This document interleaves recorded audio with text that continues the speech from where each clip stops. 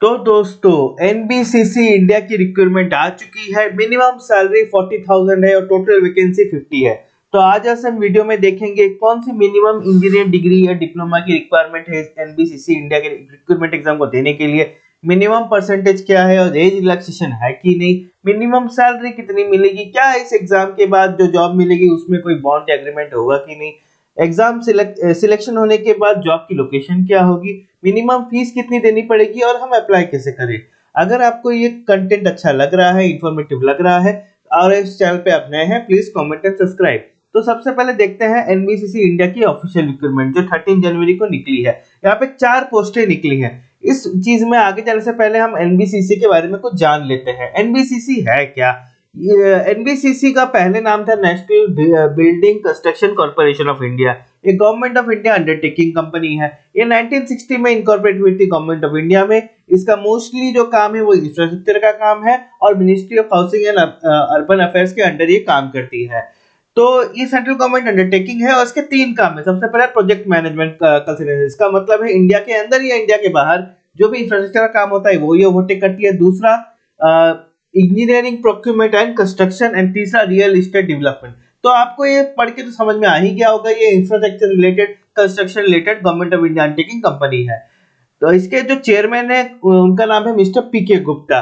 तो इस चीज में ही आपके 3-4 जनरल अवेयरनेस के क्वेश्चन निकल गए। तो सबसे पहले एजुकेशन क्वालिफिकेशन डिग्री या डिप्लोमा के ऊपर देखते हैं। तो full time bachelor degree civil या इलेक्ट्रिकल स्ट्रीम में ही अगर आपने की है तो आप इस एग्जाम को देने के लिए क्वालिफाइड है। फाइनल ईयर स्टूडेंट इसमें अप्लाई नहीं कर सकते। और जो भी आपने यूनिवर्सिटी या इंस्टीट्यूशन से आपने फुल टाइम डिग्री की हुई है सिविल या इलेक्ट्रिकल में, वो गवर्नमेंट ऑफ इंडिया रिकॉग्नाइज होनी चाहिए। मतलब एआईसीटी, यूजीसी या स्टेट टेक्निकल बोर्ड से रिकॉग्नाइज होनी चाहिए।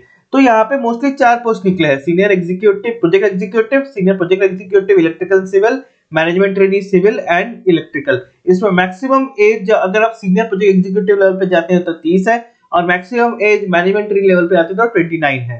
तो अगर आप सीनियर प्रोजेक्ट एग्जीक्यूटिव लेवल पे जा रहे हैं तो आपका मिनिमम 2 साल का एक्सपीरियंस होना चाहिए पीएमसी, ईपीसी या रियल एस्टेट फील्ड में। वैसे ही सीनियर एग्जीक्यूटिव इलेक्ट्रिकल के लिए भी सेम है, लेकिन दोनों में अगर आपने एमटेक किया हुआ है तो आपको 1 साल की एज की रिलैक्सेशन है सीनियर प्रोजेक्ट एग्जीक्यूटिव पोजीशन के लिए। मैनेजमेंट ट्रेनी सिविल इलेक्ट्रिकल के लिए आपको गेट का स्कोर होना मैंडेटरी है। इस पोजीशन के लिए कोई भी आपको एक्सपीरियंस की रिक्वायर्ड नहीं है। तो अभी हम मिनिमम परसेंटेज एज रिलैक्सेशन पे आते हैं। तो यहाँ पे मिनिमम परसेंटेज 60% है अगर आप फुल टाइम सिविल या इलेक्ट्रिकल की डिग्री लेते हैं। एज रिलैक्सेशन पे आते हैं तो मिनिमम एज के बारे में नहीं बताई गई है, लेकिन मैक्सिमम एज 30 इयर्स है। एज रिलैक्सेशन के ऊपर अगर हम आते हैं तो according to government of India notification के हिसाब से ST, SC and physical handicap के लिए जो क्राइटेरिया सेट है वही मानी जाएगी। अलग से नोटिफिकेशन में कुछ भी एज रिलैक्सेशन सेपरेटली नहीं दिया गया है। मिनिमम सैलरी पे आते हैं तो मिनिमम सैलरी एग्जीक्यूटिव ट्रेनी की अगर हम देखते हैं इलेक्ट्रिकल सिविल के लिए तो मिनिमम 40,000 है और उसके साथ साथ एचआरए और दूसरे पर्क्स मिला के जैसे डीए, एचआरए, आपका परफॉर्मेंस रिलेटेड पे, ग्रेजुएटी, लीव एनकैशमेंट सब कुछ मिला के आपका मैक्सिमम सैलरी ग्रॉस के हिसाब से 1,40,000 पर मंथ के हिसाब से हो सकता है। जैसे मैंने पहली वीडियो में बोला है, आपका ग्रॉस दिखाएगा, ग्रॉस के हिसाब से मंथली देखा जाए तो मैक्सिमम 1,40,000 पहुंच सकता है, लेकिन मंथली आपको 40 से 45 के बीच ही आने वाली है सैलरी। अगर हम एग्रीमेंट पे आते हैं, जी हाँ, इस जॉब में आपकी एग्रीमेंट है। मिनिमम सर्विस पीरियड 3 साल है, जिसके साथ आपका 3 लाख का सर्विस बॉन्ड है या बॉन्ड ऑफ इनएमिटी हम लोग बोल लें। तो इस जॉब में अगर आप सिलेक्ट होते हैं तो आपको 3 लाख रुपए भरने, 3 लाख की सर्विस ग्रेजुएटी बॉन्ड भरनी पड़ेगी। जॉब प्लेसमेंट एंड लोकेशन पे आते हैं तो इसके 31 रीजनल ऑफिस है।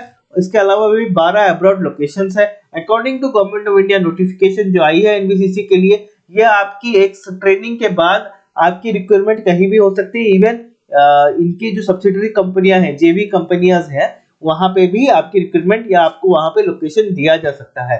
ऐसा कुछ नहीं है कि आपने जिस एरिया या जिस डिस्ट्रिक्ट लोकेशन से आपने एग्जाम दिया है उसी स्टेट या डिस्ट्रिक्ट लोकेशन में आपकी पोस्टिंग होगी। एग्जामिनेशन फीस की बात करें तो जनरल कैटेगरी के लिए 500 से 1000 रुपीज है। इसका मतलब ये है कि अगर आप ट्रेनिंग पोजीशन के लिए जाते हैं तो आपको 500 रुपीज भरने हैं, सीनियर एग्जीक्यूटिव पोजीशन के लिए जाते हैं तो आपको 1000 रुपए भरने हैं। एसटी, एससी, फिजिकल हैंडीकैप के लिए कोई भी फीस नहीं है। जैसा मैंने आपको बताया, सीनियर एग्जीक्यूटिव एंड ट्रेनी 500 है, सीनियर एग्जीक्यूटिव आपका 1000 रुपीज है और एसटी, एससी के लिए कोई भी फीस नहीं है। हम अप्लाई कैसे करें? हमको 16 जनवरी 10 बजे से अप्लाई हमारी शुरू हो गई है, जो एंड होगी 15 फरवरी शाम के 5 बजे तक। इसकी आप ऑनलाइन अप्लाई कर सकते हैं। आप एनबीसीसी की वेबसाइट पे जाके कैरियर में जाके ह्यूमन रिसोर्स टैब के अंदर वहां जाके आप अप्लाई कर सकते हैं। तो ये एनबीसीसी इंडिया की फुल नोटिफिकेशन थी। अगर आपको इस नोटिफिकेशन में कुछ डाउट है या कोई सजेशन है, प्लीज कमेंट कीजिए, मैं आपको उसका आंसर दूंगा। साथ ही साथ आप कौन से लोकेशन से वीडियो देख रहे हैं प्लीज बताइए, उसी हिसाब से मैं आपके क्वेश्चंस और रिलेटिव जॉब्स का अपडेट दे पाऊंगा आपको। Thank you for watching this video.